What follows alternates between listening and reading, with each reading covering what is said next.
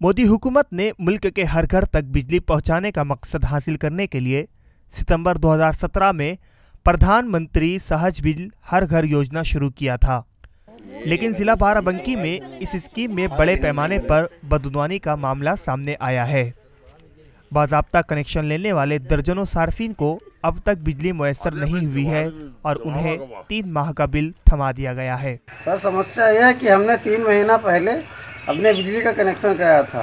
इससे पहले हमें मालूम हुआ कि कोई योजना आई सौभाग्य योजना के नाम से, तो वहाँ पर हम बिजली का कनेक्शन कराने के लिए पावर हाउस पहुँचे। वहाँ पर अधिकारियों ने कहा कि हमें खर्चा दीजिए। तो सर कितना खर्चा पड़ेगा? तो कहीं 22 रुपये के आसपास पड़ेगा। तो हम कहा हम गरीब आदमी इतना कहाँ दे पाएंगे, मिट्टी का खरीद नहीं पाते, तो हम बिजली का इतना पैसा कहाँ दे पाएंगे। तो उन्होंने फिर कहा 500 रुपया दीजिए, आपका कनेक्शन हो जाएगा।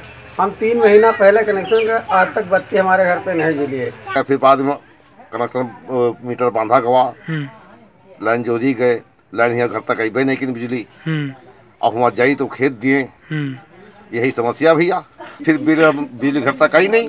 अब 3-3 महीने चार्ज आवा बिजली का, तो वहाँ हो सड़े, तब इससे दौड़े लगन।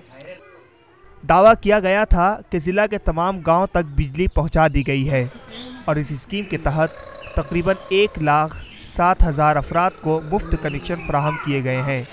लेकिन शादुल्लाहपुर के लोगों का इल्ज़ाम है कि इस स्कीम में बड़े पैमाने पर बदनवानी की गई है।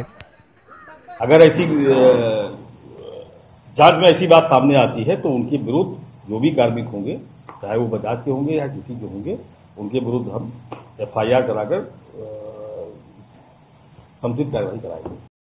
इस स्कीम का मकसद देही और शहरी इलाकों में तमाम घरों में बिजली के कनेक्शन फराहम कराना है।